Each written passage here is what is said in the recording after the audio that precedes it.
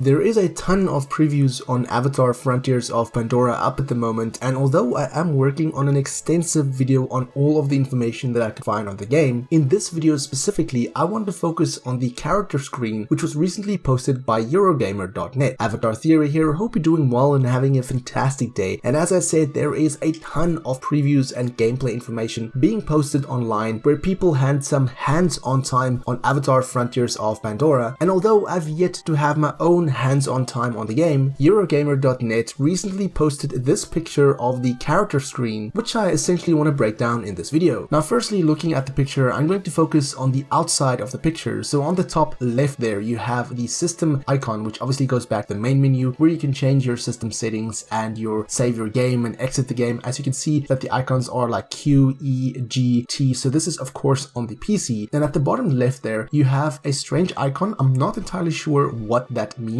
but below that you have this teeth icon with 2-minute timer indicated to it. So I'm guessing your character has some sort of buff or some sort of ability activated, which is then essentially active for the next 2 minutes, but that is just speculation. Moving on to the bottom right, you have the inspect button, which probably inspects different weapons. You have the escape key, which goes back the game. Then moving on to the top, you have the number 5 there. Now this can either be your character level or 5 different skill points that you have yet to invest in your character. Then right above the 5 is of course something that's going to spark much discussion probably around the launch of this game, and that is the store icon. It is a Ubisoft game after all, so there's likely going to be a lot of skins and outfits in the store for sale, but time will tell how that plays out in the game. Then looking at the main section at the top, you have the map icon, the hunter's guide, which seems to be some sort of field guide. As you're exploring the game, from what I've seen, you essentially learn more about Pandora and the creatures, so think of it like a field book. Then you have the quests, you have your character screen, which is the one you're seeing at the moment, you have your skills, and you have the journal. Then of course with your character in the middle, on the sides there, you have your pretty standard icons. It kind of reminds me of the character screen of Assassin's Creed Valhalla, very similar feel. So at the top there you have your headgear, then you have body, then you have wrists, lower body and feet,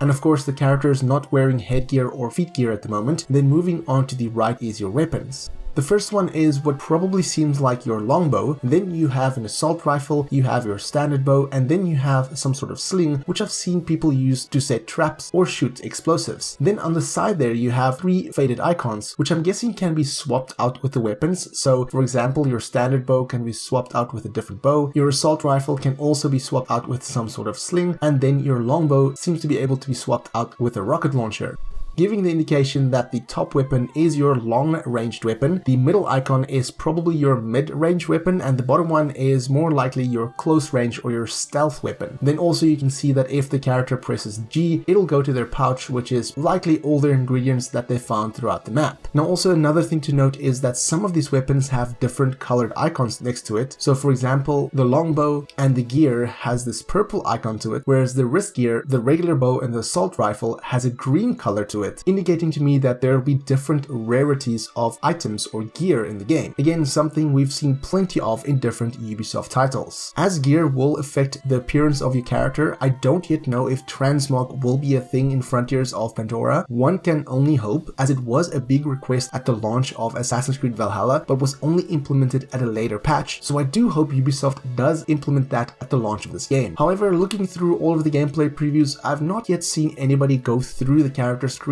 This is the only screenshot that I found, as I said, on Eurogamer.net, and I will leave a link to that article in the description and the pinned comment below if you guys want to check it out yourself. But let me know what you think of the character screen so far. For more Avatar content, have a look at the rest of my channel, and until next time, have a fantastic day and stay safe.